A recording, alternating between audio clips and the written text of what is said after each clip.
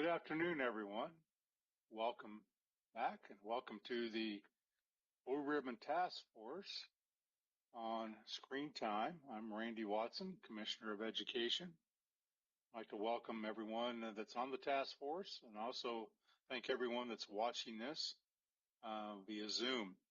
Purpose of the task force is to develop guidance or possible recommendations to the State Board of Education based on research in three areas: students' personal device use in school, screen time and mental health, and three, parental oversight of district-owned devices. These recommendations will be presented to the State Board for consideration by November and possible final action in December. State Board may take any recommendations as is. They may not take any recommendations, or they may modify those as they see fit. State Board will then, if they do anything, any action they would take would be recommendations to school districts. That would be within the purview of the local board's constitutional authority and the State Board's constitutional authority. So again, welcome. We are glad that you're here. For those that are viewing, we're glad that you took the time to view today. We will be talking about item 3, parental oversight of district-owned devices. So with that, Ava, I'm going to turn it over to you and Brian. Thank you, Commissioner Watson. We will get started by going over the conversations from our breakout rooms last week. And we're going to highlight any policy recommendations that came during those conversations. So he's going to report on those.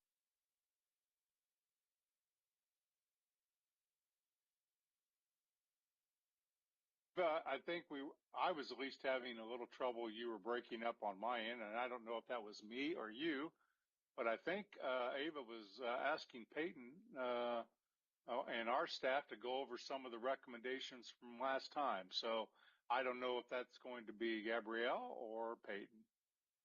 I will go ahead and take that. Thanks, Commissioner. We have quite a few, so I'll move quickly through these.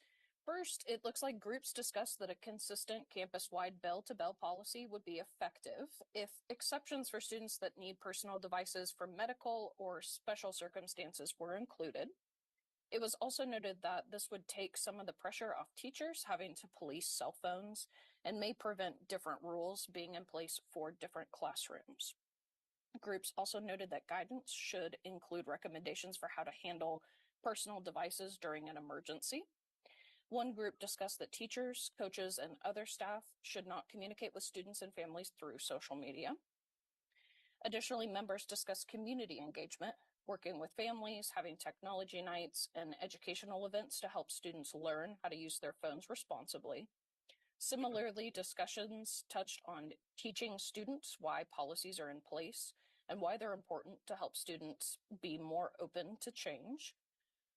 This topic has come up in multiple weeks' discussion, so we wanted to note that breakout rooms again expressed interest in potential partnerships with other agencies and institutions. Health organizations were mentioned to strengthen public trust on this topic. Members also discussed that it may be helpful to give guidance to teachers on having breaks from technology and computers during the school day. And finally, it was noted that it may help districts to create guidance or policies that are age specific. That's all I have. I'll hand it back to Ava. All right, thanks, Gabby. Next on our agenda, we're going to go ahead and start with our research review for this week, which is going to focus on parental oversight of district-owned devices. So we're going to go ahead and turn it over to Peyton so she can share that information with us. Okay, I will go ahead and get us started with that. So this week, like we said, we're going to talk about parental oversight of district-owned devices.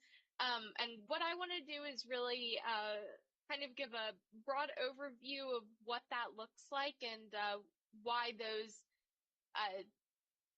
some of those, that technology might be necessary. So Just to give a little bit of background on content filters for school-owned devices. So the American Association of Libraries did a study saying that about 98% of schools use multiple approaches to filter software. And that 94, or to filter content, and that 94% use specifically a filtering software on their school-owned devices. So a lot of times these filtering softwares target social network sites, online chat kind of programs, video platforms, and online gaming to try to stop students from getting on any of those websites on their school devices. And part of the reason for that is because of the Children's Internet Protection Act.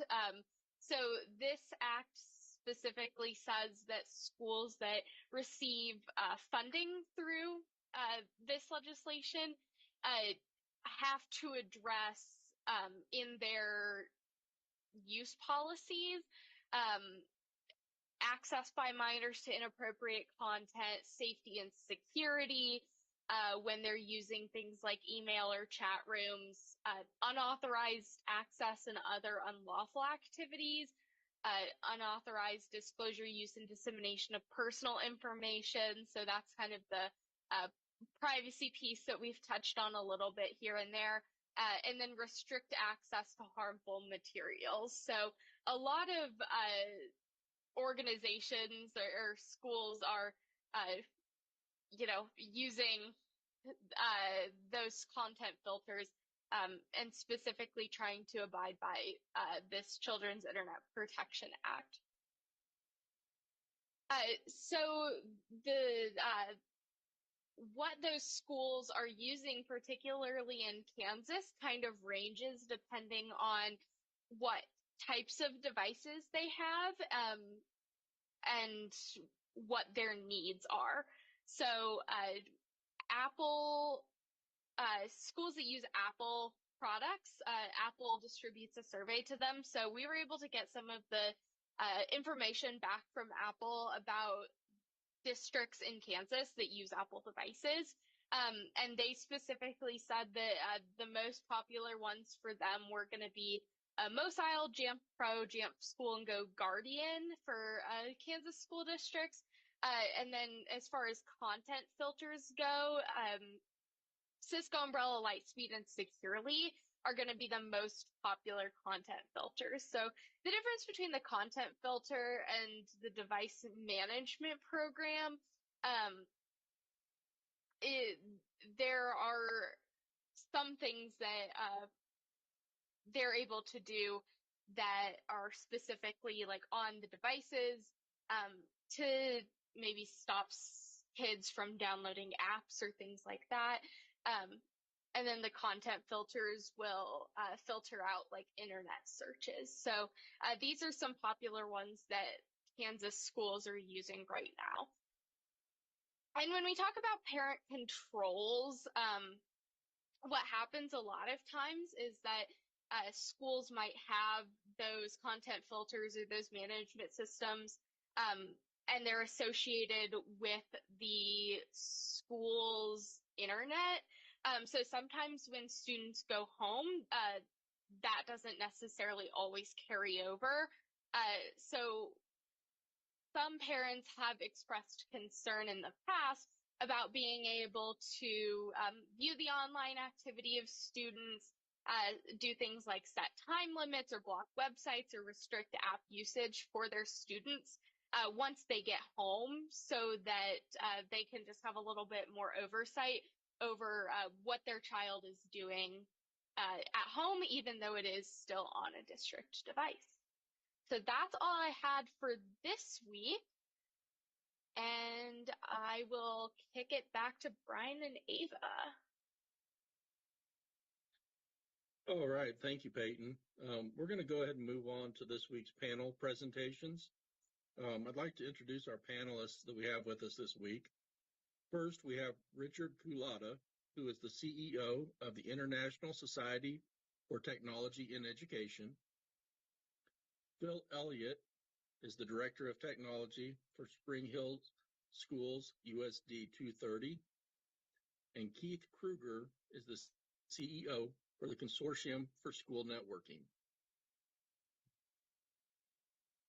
Brian, I believe that Richard is trying to get logged in. I'm not sure that Okay. he's with us yet, but so I don't know if you want Phil or Keith to kick it off, but I think Richard may try to join us in just a little bit. Yeah, we'll go ahead and start with Phil then.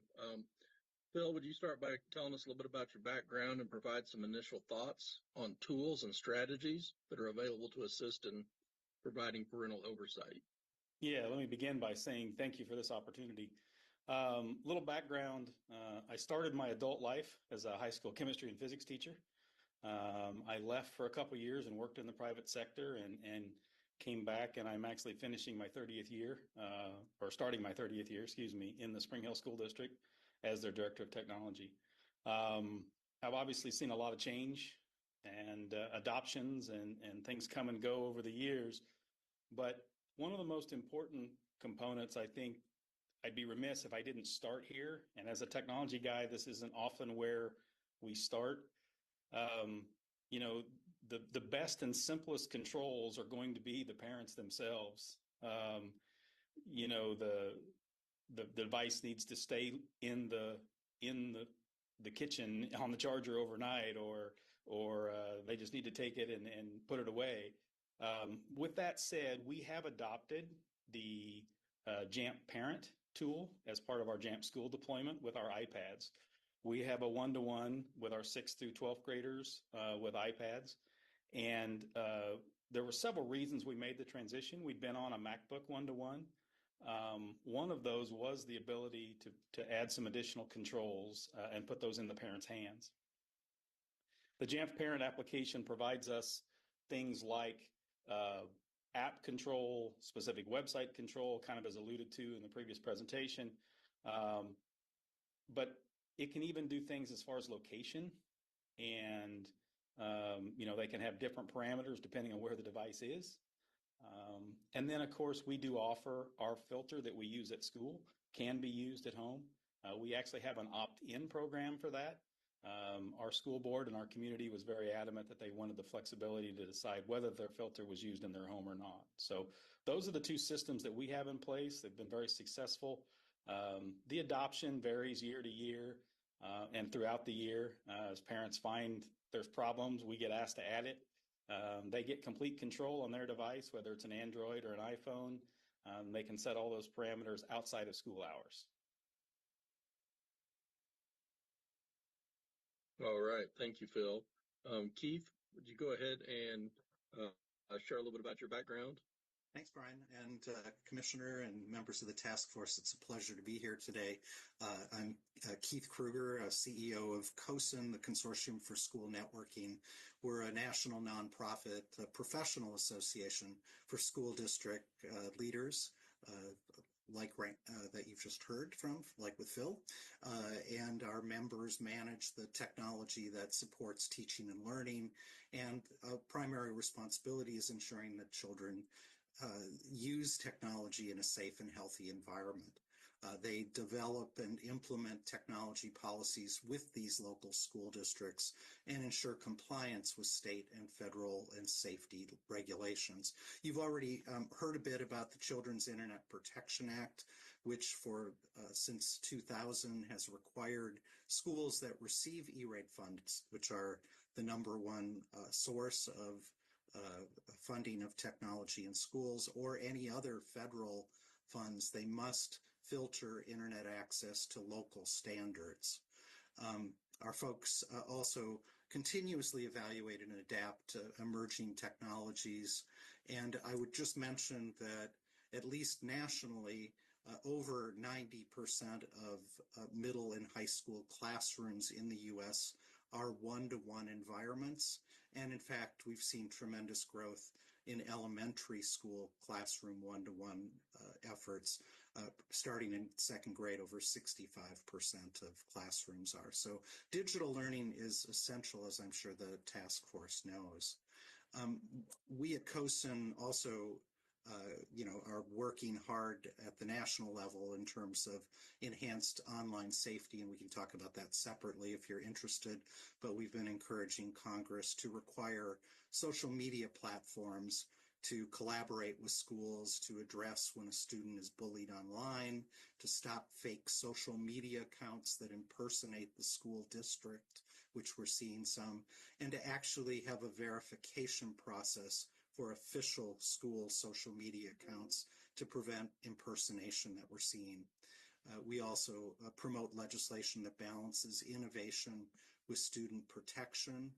And we've, in fact, on the topic of today of screen time concerns, been trying to educate policymakers around how to think about that around in a balanced way. We do fundamentally believe that parental involvement and collaboration is critical. We need to encourage families to engage in safety conversations. Obviously, they can share their concerns with the local school board, principals, district leaders, and teachers.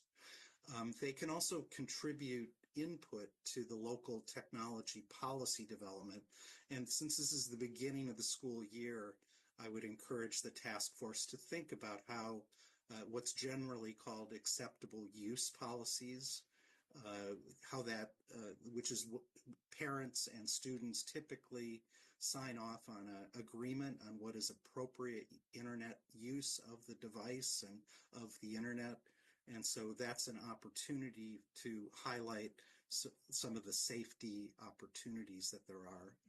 We also think there needs to be regular communication between schools and families regarding responsible technology use. We're certainly, our chief technology officers lead those communications with parents and provide resources on technology safety. A key opportunity at the beginning of the year or throughout the year is to work with parent-teacher organizations or parent-teacher nights to do this sort of education around that. The specific question that has been asked is around device management and security.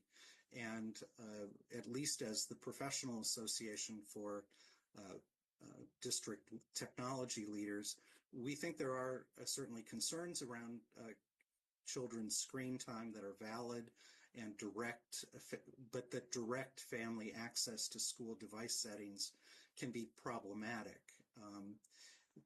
Limited administrative access is vital for ensuring student online safety and preventing unauthorized access to harmful content. Security is the number one concern from technology leaders, and of course school districts are very targeted by cyber criminals. So that's one concern we would have as you have lots of people having access to device control. We also would argue that consistent application of district-wide security policies ensures equal access to educational resources. Teachers design curricula around specific digital tools, and parent control can disrupt lesson flow and access to those educational tools. And I would stress that not all screen time is equal. We're talking with a district device, the purpose is education. And that screen time is purposeful and structured to hopefully enhance learning outcomes. Now, we do absolutely believe that parents need to monitor their child's use, particularly of personal devices that are provided by the family or access to the family network. Those, in fact, we think pose the greatest threat to the safety of our children, and helping parents understand the controls that they have on those personal devices is essential, including limiting the amount of time personal devices can be used, hours they can be used, age-appropriate settings, et cetera, et cetera. We also think that, and I'm sure that Richard Collada will talk about this, ISTE does an incredible job around digital citizenship, responsible technology, and so groups like ISTE, common sense media are critical. We need to educate students about online safety, privacy, and digital etiquette. It's crucial for their success in today's world. Having the school help parents and guardians understand that.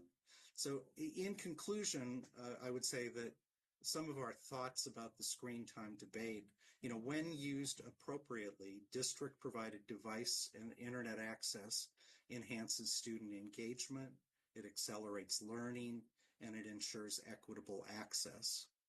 And I already heard reference to this in the earlier presentation, that screen time can be particularly beneficial for learners with special needs. In fact, sometimes the screen time is the only way that certain students can do their learning. So we have to be cautious about overly restrictive policies that can limit those opportunities. So we need to strive. COSIN is a technology organization, but we believe in balance. There should be a balance between online and face-to-face learning, as well as digital and non-digital experiences. Technology should enhance, not replace, key learning methods such as play and creative expression and the arts. And so as we embrace the 21st century learning environment, hopefully the task force will recognize technology's transformative potential for personalized learning.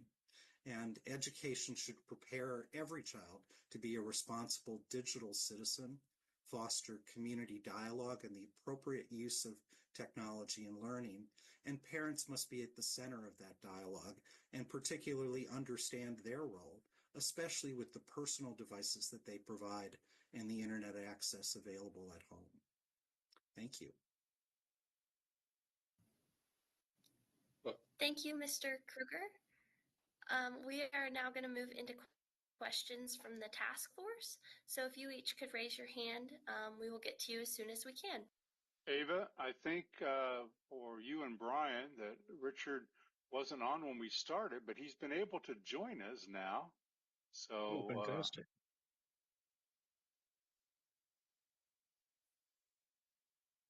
So should I go? Richard, Yeah, Richard. I wasn't sure if that was a go or not. Yeah, Okay. Thank you. Please. Great to be here with you all. Thanks, and sorry for being a few minutes late. I was juggling another project. We're just launching a big initiative around AI and helping provide training for AI for educators, and so we've been running around a bit getting that started. But I'm very glad to be here with you today. This is actually one of my favorite topics to talk about. I think we need to do much more discussion about this than we are doing now, and glad to be here with good friends and thought leaders on this. It's actually helpful for me to follow Keith because he did a great job of laying out really some of the issues that are so critical here. I think if I could just add something to it, and I agree, by the way, everything that he said, I'm spot on, and I would just add from our side, and I'll share that I run an organization called ISTE, which is the International Society for Technology in Education. We work in almost every district in the country to some extent, and we work in about 84 countries around the world. And our focus is on sort of the human side of technology. So how are we using technology to support learning, both the technology for learning and learning with the technology, right? So in some ways we talk about how to use technology to learn math better and science better and language arts better and whatever, but also it's about how do we make sure we're preparing young people, students, to be good future leaders and learners in a digital world. How do we help them use that technology responsibly? And so that's the sort of comments that I will add is I believe in the debate about tech or no tech, unfortunately, the conversation has gotten very binary, right? Either ban devices or not ban devices. Either screen time is this or it's not this. And the reality just doesn't prove that out, that it doesn't help to have these sort of very polarized conversations. The truth is that it is entirely dependent on how the technology is being used. Keith said this just a second ago, right? I can't stress that enough. If there's one thing that you take from me tonight, it is not about access or lack of access as much as it is about what is happening with the devices. And if there's one word I could change, if I could magically take a word out of our lexicon, it would be the term screen time. Screen time isn't helpful. I would replace it with the term screen value. And what I mean by that is there are some activities that you could do on a device on this very same screen that have great value and are encouraging students and are using their sort of creativity and their problem solving in really good ways, keeping connections that are healthy and helpful. And then there are activities on, again, the same screen that have very little value and actually shouldn't be, don't deserve 5 minutes, if even 5 seconds of our students' time. And the problem is that when we group screen time together, when we lump it all as screen time, we are teaching our kids that everything that happens on that screen is of the same value. And nothing could be farther from the truth. We need to teach them the opposite message, which is some things have great value, some things don't. And so we have to be really careful when we use screen time as the limiting factor. Limiting is right, but it needs to be limiting based on type of activity, not on a clock. So one thing. Second thing I'll say, and then I'll be done and we can open up for conversations, is just that it's really, really important that we help set healthy conditions for tech use.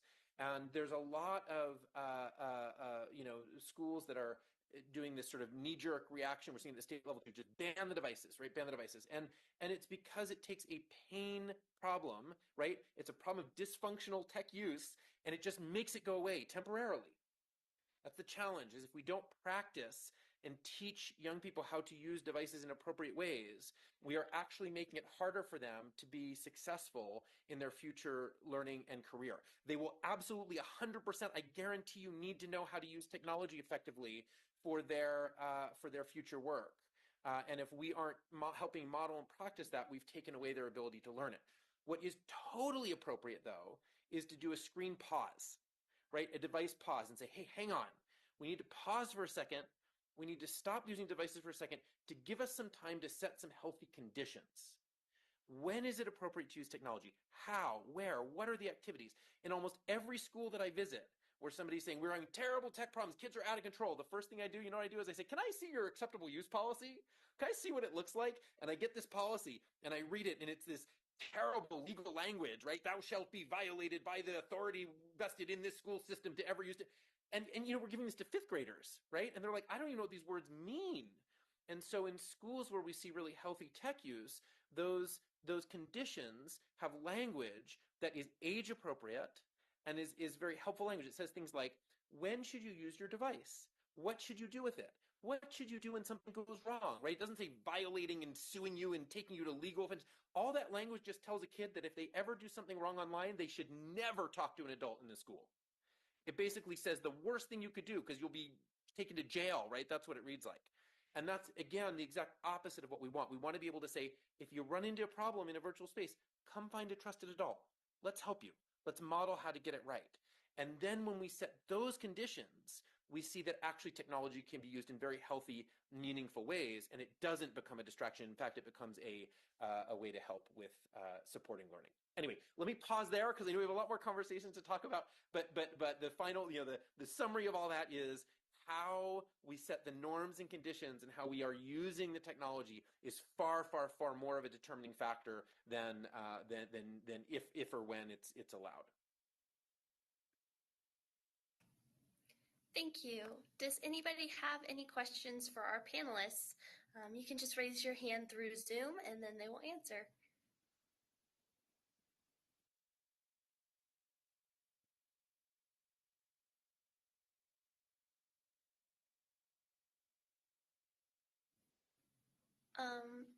Yes. Melanie, you can go ahead. Raise my hand, but I waited a minute, so somebody else feel free to jump in here because I didn't want to lead with this question, but the pressing question that I have for you all is, can you talk a little bit about bring your own device policies? Are there districts that are doing that? Because there was some discussion around the challenges of having parents with admin rights or lots of people having admin rights, and I am all about a zero trust environment when you're trying to keep a network secure. So does bring your own device solve for some of that? Well, we do a national survey, and 10 years ago, bring your own device was one of the top strategies by school districts. We are not seeing that many school districts are doing bring your own device strategies. That is not a leading, it's more typical that a school district, for equity purposes, provides a standardized device. Our experience with school districts that have tried bring your own device, it's very challenging for the teacher to have the same learning experience for each student and figure out what works on what devices. So it's very complicated. I don't know if BYOD is a big trend or not in Kansas, but nationally it is not at this moment from what we're seeing.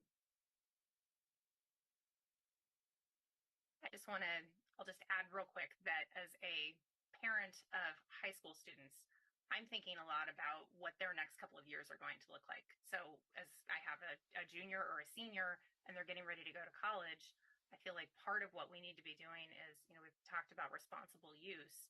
And I think that BYOD would be a strategy that we should be talking about and considering, especially at the high school level. I absolutely get the equity piece.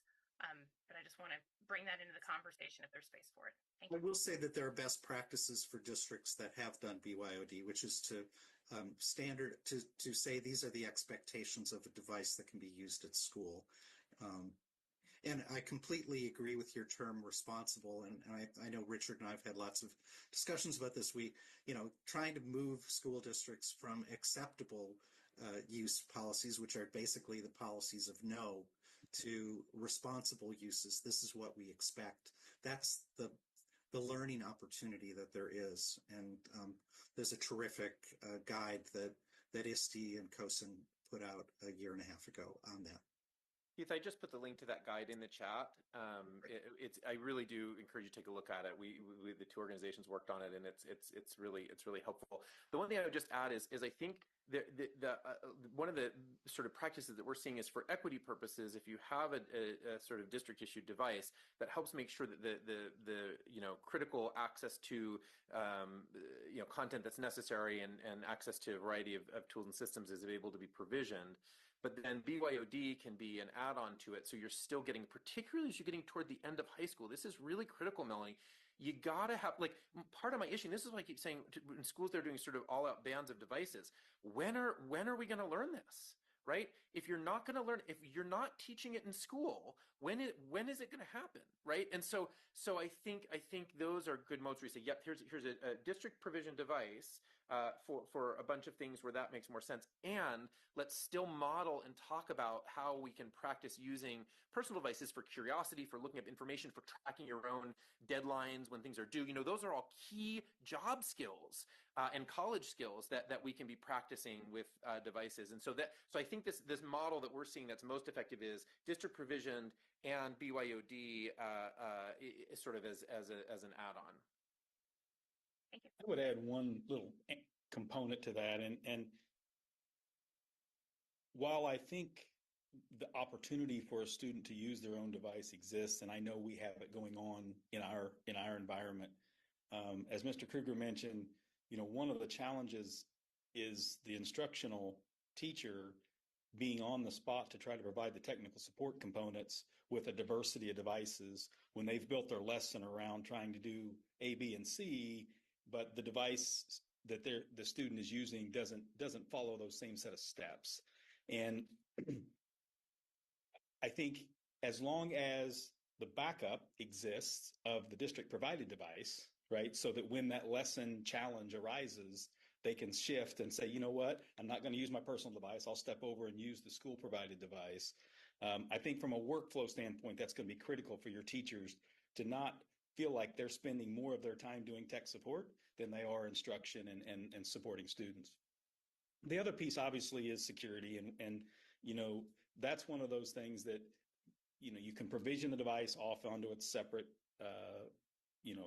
secure network that only has internet access. Where that starts to become a challenge is where you're also trying to then do some of the things that are still expected, whether it's printing or accessing some internal only resources, that starts to be a little bit of a gray area. And from an IT support standpoint, it's very difficult for us to impose. We've tried it.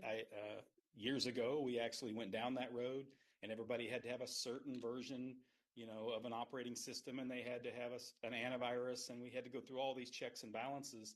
And the resources that it took for the school district just didn't justify the outside device. It was just too much to support. Again, we've got a few students that are doing it. They're doing it on, their one-off specialty projects.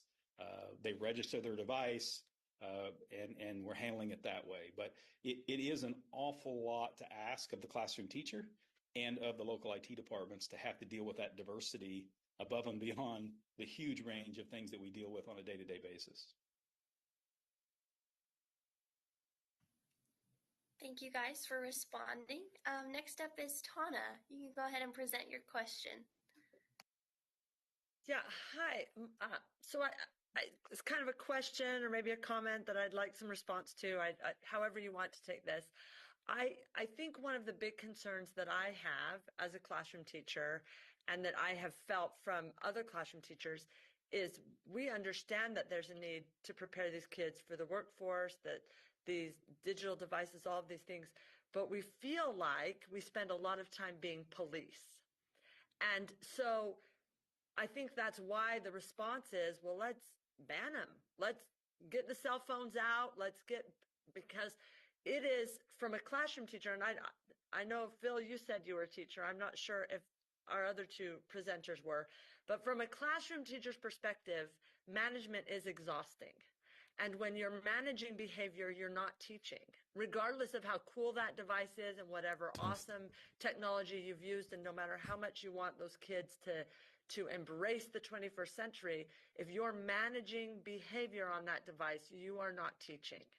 And so how do you go about, or how are there programs out there? Are there things out there to train teachers better instead of just handing kids devices and saying, here you go, teacher, figure it out, which is generally what happens, to the management portion of that? And then how do you help administration know that there needs to be consequences to the misuse of those devices that are consistent and clear and constant, instead of, well, we took his device away? Because then what happens if you take the device away? You have kids that now you're preparing two separate lesson plans and two separate things.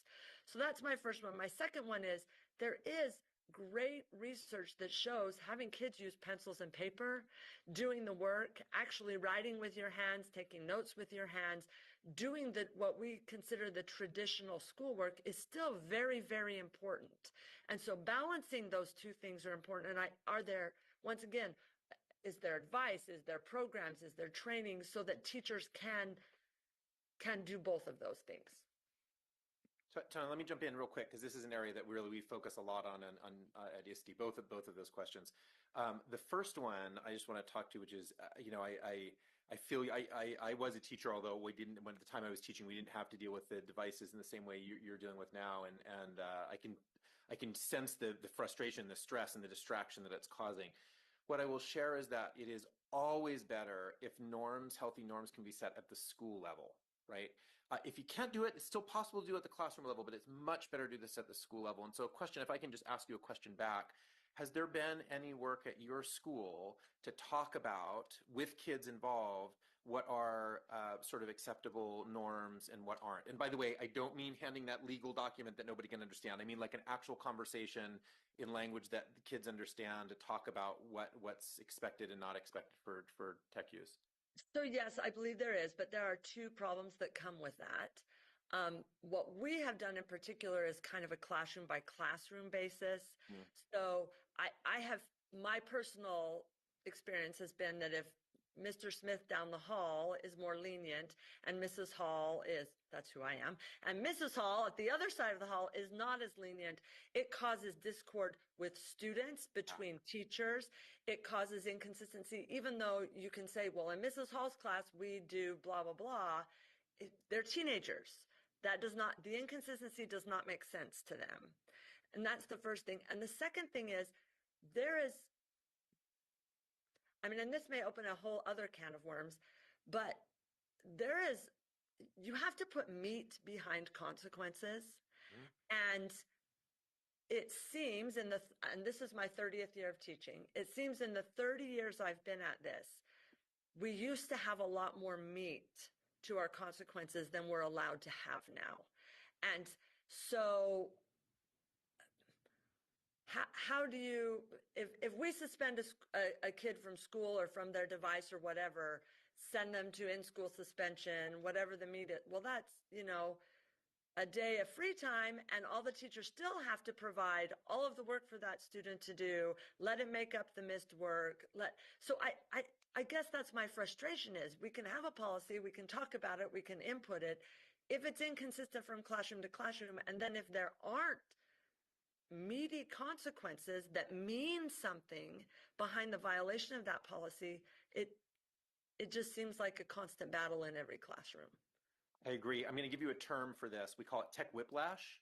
So if you've ever heard of the term whiplash, that's when you go to one class, it's like, you can use this, and you walk across the hall, and now you can't do that same thing you were doing there, and the kids get whiplash on how they're using tech. And it feels like there's a little bit of what you're experiencing there. What I can say, and others can join in, is truly, we know what it takes to fix that. It has to be a conversation at the school. This is where the leaders come in, and you really do need to have some level of consistency. It doesn't mean the rules have to be exactly the same in every class, but there has to at least be a base level of sort of norms that are set up for what's appropriate and what's not. And it's important that the kids are involved in that they're involved in setting those, discussing what it is. And also when there is a case where you come across somebody who's not using technology in the way they're supposed to, use that as a teaching moment, right? It's a moment to stop and say, hey, actually, I like in schools where kids actually sign, you have like a contract that they sign. Again, one that's in language that they understand and isn't a whole list of don'ts, but actually y'all, it is crazy the number of schools I go to, and the thing they're handing kids only lists all the things not to do with technology. I'm like, really? Can't we put at least one thing they should do? Like maybe use it to learn, maybe use it to be curious, maybe use it to fact check. So whatever you're handing the kids, it better not be a list of don'ts. If that's what you got to rethink things fast. But if it's a list of do's, you can still have that conversation. Tana, you can go and say, hey, it looks like you're playing a game over here. Let's just pull up this contract you signed for a second. Does it, it says use it to check facts, to bring new ideas to class. Does it seem like that's what you're doing? It doesn't seem that way. So we need to do a little reset here. Do we need to take a break? We're not talking about suspension, but you could do a little break for a minute here until we can kind of get this reset. I think those are the kind of conversations we have to have. But if that's happening consistently at a school level, it doesn't take that long before you don't have to be picking those battles all the time.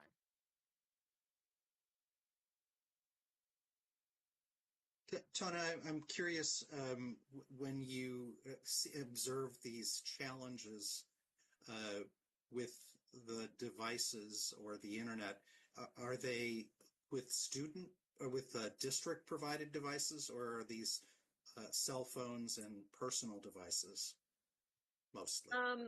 We have pretty heavy restrictions on the district provided devices. And so we don't see them quite as often on the district, but yes, with their personal devices, I would say 98% of the time it is their personal devices. And I would love it in the ideal world, and maybe I'm just the outlier here, but in the ideal world, I would love for a 14-year-old teenage boy to be able to understand a conversation about how they should and should not use that device and what is appropriate and inappropriate, and not just understand it, but actually apply it. My experience has been in the application part, in the underdeveloped wisdom of the frontal lobe.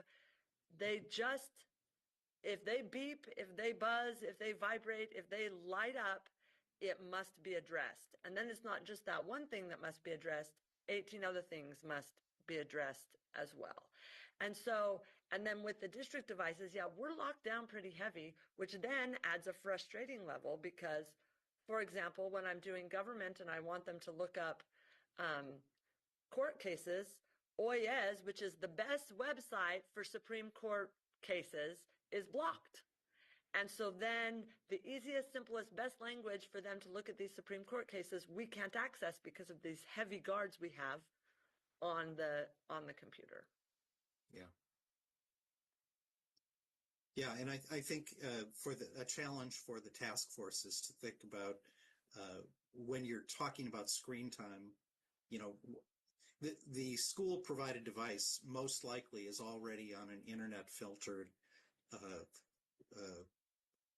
secure area and is locked down for, they're unlikely to be on TikTok in most school districts, those sort of social media things. That doesn't mean that in their pocket or their purse that they don't have a personal device and have access to all that other things. So I think sometimes the concerns we have around screen time there are different problems, and parents are a big part of the solution, as are teachers, in helping school students understand good and effective use, as Richard has so eloquently said. So I see other hands, but I have one other quick comment to add, and from the IT director seat, one of the challenges we run into, and it's kind of been alluded to here a couple of times, sometimes the personal devices allow the school devices to be the problem. And the example I will give is, it's beyond my comprehension that a student needs a hotspot on their cell phone. But many of our students do.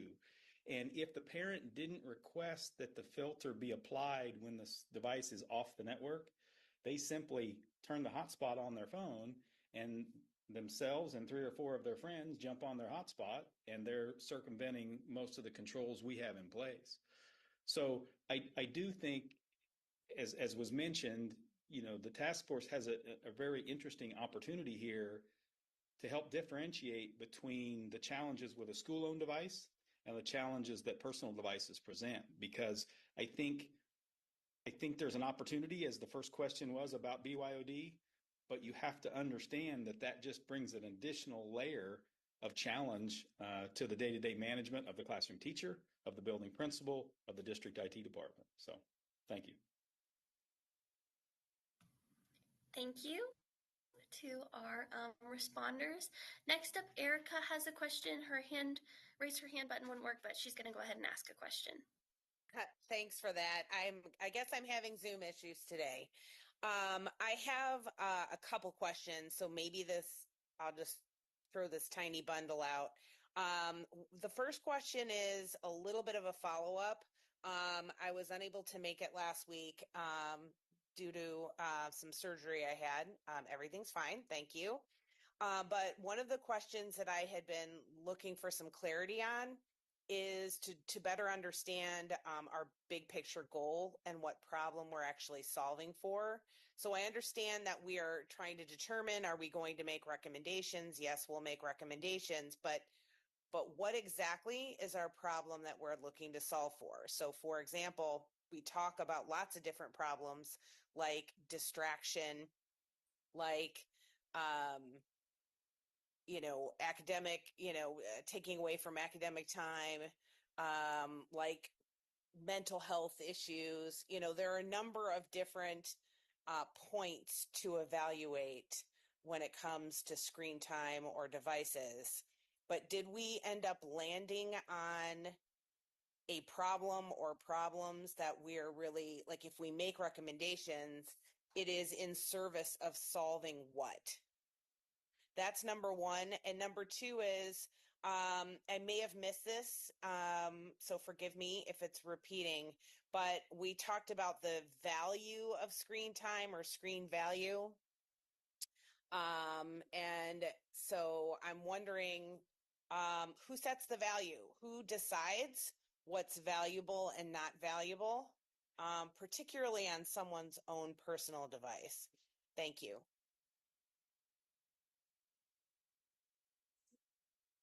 Erica, those are really good questions. I'm going to go ahead and just kind of jump into that first one, if that's all right. Primarily, as we're sitting here, the main purpose is we've got those 3 folds that we're really trying to address. Basically the use of student personal devices in school, from there, screen time and mental health, and then the parent oversight.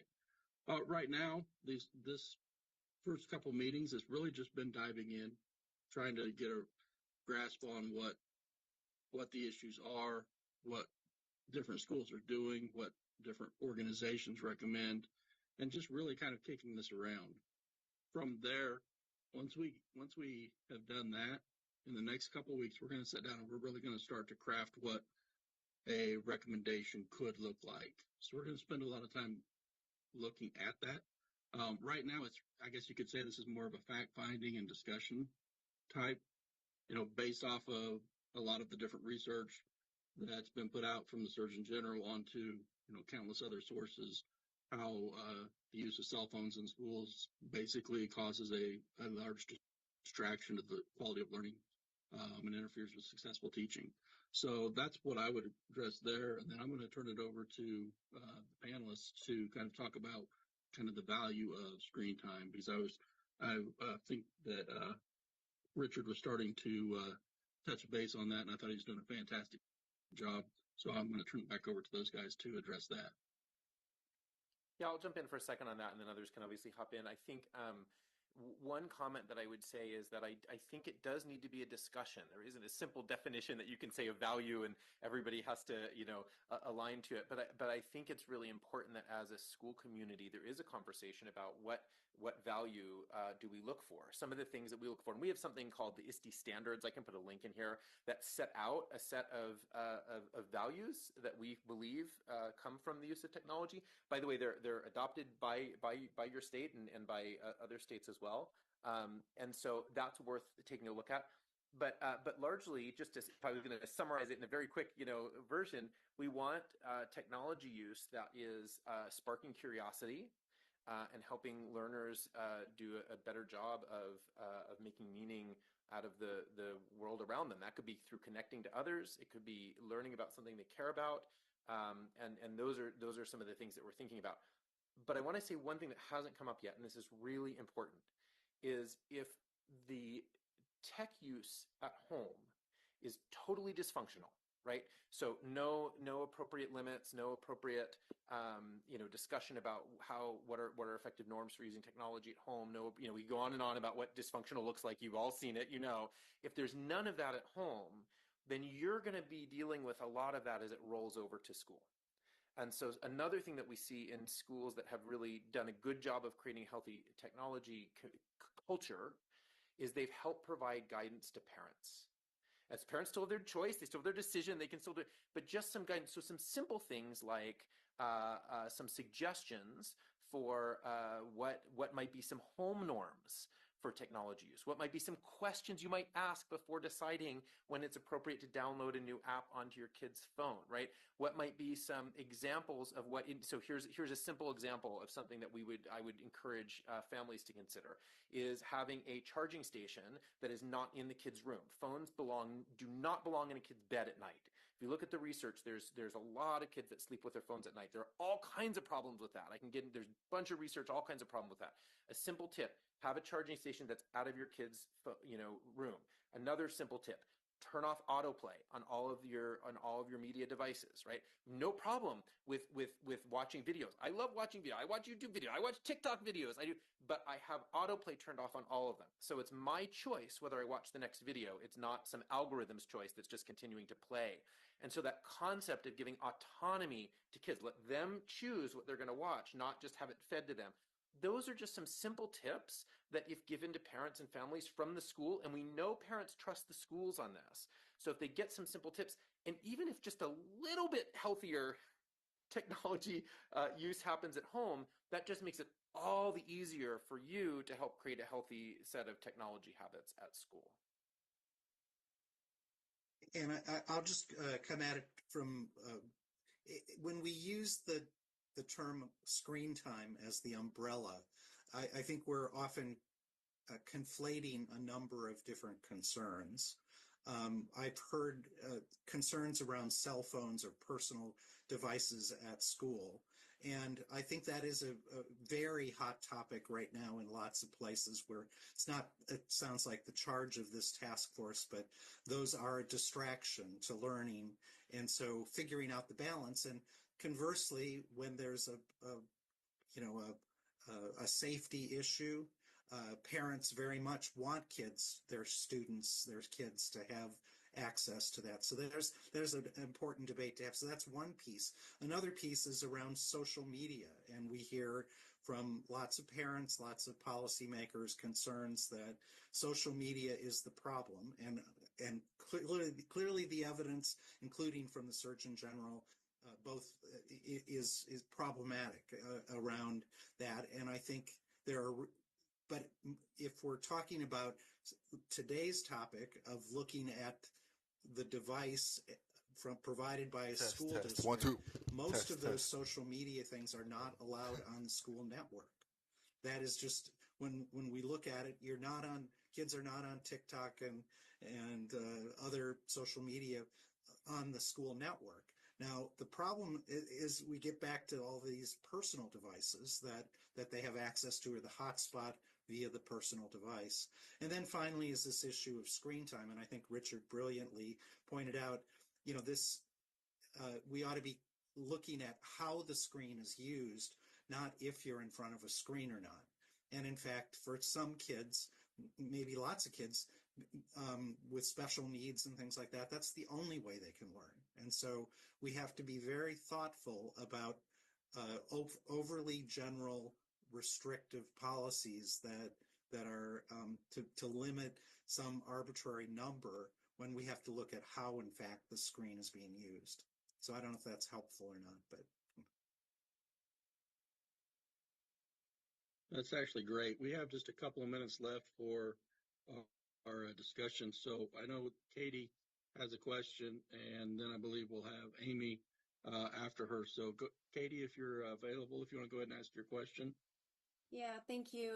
I want to ask about parental control outside of the school network. I'm learning that every district has different software and different ways they manage it. But some of the things that I hear is really concerns about what happens when these devices go home. And I appreciate what Phil said about parents need to be watching their children, having them at the table, monitoring the device. But that's a little unrealistic and unfair to just put it all on parents. When these things come home, sometimes it's like Pandora's box. You talked about social media, and what I've heard, a lot of our kids didn't have access to that until they brought home a school-issued device, and they could get on their own network at home and get into whatever they want. So my question is really about asking, what are effective strategies for educating parents on how to use these various apps to control the student devices? And going along with that, we've talked a lot about the one-to-one with students is an equity issue, but it also becomes an issue with these parental controls when they don't have the technology to utilize that at home, and they don't have the education to understand how to use the apps. So any kind of information on really how are schools educating and informing parents on how they can control the devices when they get outside of the school network. I'll jump in real quick and just kind of tell you what we're doing here. So as I mentioned, we do use the Jamf Parent tool, and it is, they enroll with an email, and when they install the app on their device, whether it's an Android or an iPhone, it'll work on both of those platforms. We provided some written instruction as well as some video instruction on the basic steps to get in. And then we did provide some opportunities at the schools on some not back to school nights, but like parent teacher conference nights, if people were having trouble with it, that kind of stuff, that we had a little station set up. Thankfully, we didn't have very many. And so that was the positive. Our instructions and everything seemed to work. But obviously, I think you bring up a very good point, is that there is a component of that. We're not just shifting that and say, well, here's the solution and walking away. We do need to be part of that solution. Yeah. And I think Phil, you have the most on the ground kind of experience. So I think that's really helpful. But there are a lot of resources, both that national organizations like KSDE and Common Sense Media and others have, as well as, a lot of these personal device, the Apples and HPs of the world there are settings that are allowed on those if the parents know about them and know how to set them. And so I think it's great what Phil was saying. A best practice would be, using those parent nights and PTOs to do those kind of conversations and reaching out to parents who may not be showing up because they may be the ones who need it most, and making sure that it's in languages that they understand. Okay, fantastic. Thank you. I think we have time for our last question. I believe, Amy, you have your hand up.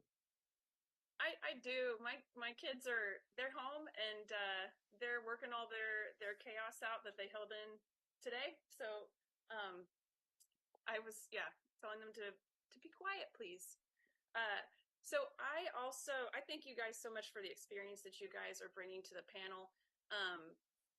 And one of the things that I wanted to tail on to what Katie was saying is that with the parental controls and parents being like kind of the forerunners of that at home, that's a lot of pressure on me because I'm not an IT specialist. And so one of my thoughts is looking at some of the reports that have come out. Internet Safety Labs put out a report that said that it was 2,400, I think, school apps, ed tech apps that they vetted, 98% share children's information with third parties. And of those, 78% share them with advertising and monetization entities. Also, there's another report that said 89% of the 163 ed tech apps that they reviewed had surveillance components for kids. And I'm wondering if, do you think that there's room for districts to push back on the ed tech apps so that when we get those apps on our computers and we bring them into our home, it's not, we're getting a safer product? Because right now I feel like, okay, I've got the computer at home. I got to figure out how to keep it out of my kid's bedroom, which we don't let them go in their bedrooms, but that's just a lot for me to bring into my house. What can districts do to make those apps safer? I think there's a huge role that districts need to play around taking seriously privacy of student data. And we've certainly we have a trusted learning environment seal that school districts, it's very ambitious for school districts to achieve. And the app piece is one piece, but there's a whole array of best practices that school districts need to be doing to make sure, certainly we have there are national and state laws, but are we actually, enforcing and following them? And so there are best practices, and I'll put in the chat the URL for the trusted learning environment. Richard, I'm sure, has some thoughts about this too. I mean, I agree. I think what Keith's saying really is right, and we just have to. I think part of what we need to be doing is it feels very overwhelming when we think about this sort of binary approach to technology, right? Nothing, and then this laptop comes home with everything available, right? It's crazy. It's too much. And we have to get much better, and we're working, by the way, with the tech companies to do a better job of this. We're working better at helping think about this as a gradual process. So when you first get a device, right, that comes in, whether it's a phone or whether it's something from the school, it may be appropriate to not even have it on your home network, right? Let's learn and use and practice some apps that don't require or maybe it's on the network, but certainly not a data plan, right? Whatever it is. And then you might say, hey, let's talk about some other, as kids show and demonstrate trust. And I think you got to have that conversation. What does trust look like? What is right? And then we say, hey, let's take another step. Let's look at some access to other apps. Let's see what we can do. And so gradually increase the sort of abilities and know that if there's a point, and this will happen, where a kid will completely blow through that, right? I walk into my kid's room. I've written a book on this, right? One of the top selling books on parents creating healthy digital habits at home. I walk into my kid's room sometime and he's been playing Fortnite for 3 hours, right? But that's when it becomes a learning moment. And I just say, hey, how are we doing on balance, right? We don't talk about time in our family. We talk about balance, right? Are you out of balance? How you doing on balance? And at this point, he's like, yep, here we go. Just take the phone. I know I blew it. I'm out of balance. And for me, I'm like, that's good, right? yes, it would be better if he was monitoring it before, but over time and practice, he's learning, yeah, that was out of balance. And so I think it's an ongoing practice. And these devices, we've talked about the ability to turn on and off some of the monitoring devices. All the phones have the ability to request an app from the parent. And that's not about control. It's not about controlling. It's about forcing a conversation, right? And so when a kid wants an app in my family, they ask for it, it pings me, and I come and we say, let's talk about it. What does this app do? How does this app make money? I love, that's one of the most important questions you should be asking your kids. How does this app make money? Does it make money because we have to buy it? Okay. Does it make money because it's going to get me in and try to upsell me all the time? Does it make money because it's free and it's going to bombard me with advertising? And by the way, all of those are okay if we decide that the app is worth it, right? And so those are the sorts of things that we want to be talking about at our homes. And I was thinking more so the flip side. I really appreciate that answer, and I agree wholeheartedly. Keeping talking about that, I was thinking the flip side of it about the districts pushing back to those companies and saying, you have to give us a better product. Yeah. So we push back all the time on the companies, and it's hard for districts to do it. I hate to say this, but if you have a district of a couple hundred people, the companies are like, yeah. But organizations like Keith's and mine, we work with all of these companies. And so we are constantly working with them and pushing them and saying, this isn't good enough. This has got to do better. Keep going. Thank you. Keep going. Push back more. It's a slog, y'all. It's a slog, but we are constantly doing it. But we do make progress. And you do see that a lot of these apps are doing a much better job of treating data privacy with more seriously, a lot better on accessibility. That's another one we haven't really even talked about that they really got to do. And then we do a lot of work on them, making sure that they're solid from a learning standpoint, right? It can be it can be private and careful and whatever, and actually be teaching the wrong thing. And so we end up, I hate to use this term, but I think Keith and I end up kind of being watchdog groups a little bit, and we're happy to do that if that helps get better products out there. And one quick additional thought from a school district standpoint. I think you bring up a very good point, Amy, and one of the components of that that I've seen not only in my district but neighboring districts where it's very successful. There has to be a very tight relationship between the teaching and learning department and the technology department. And it is very critical that the teaching and learning department be part of that vetting process along with the technology and both get veto power to ensure that we don't just have a wide open flood of every free app and because as Richard mentioned, analyzing how they make their money is a big part of determining how valid and how good I feel about the privacy statements that they include with their applications. So making sure that we aren't letting every teacher install every app that they might happen to stumble across on the newsletter or the Facebook post that they saw, and making sure that we truly are vetting those apps to ensure that they meet the teaching and instructional needs as well as addressing the privacy. That is a big component. I'm pretty diligent with that, and therefore I'm not the most popular guy in the district.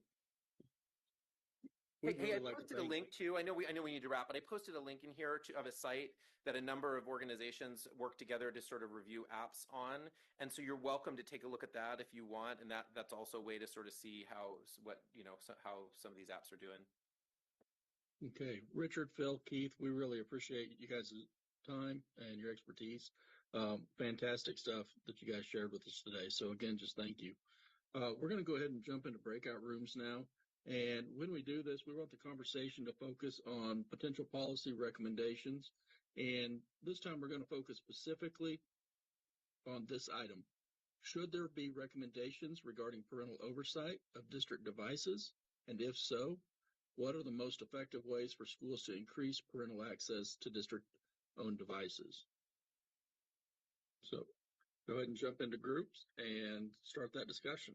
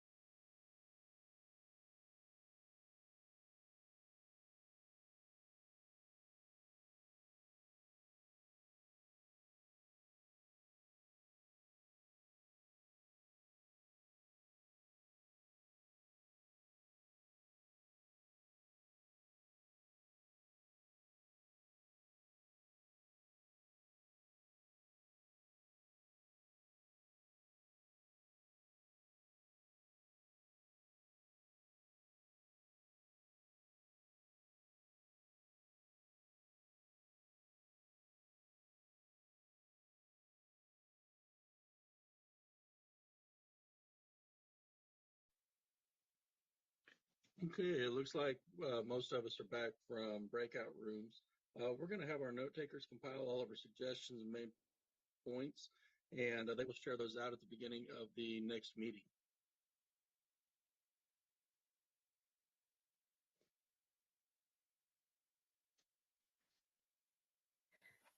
Thank you guys so much for being here this week.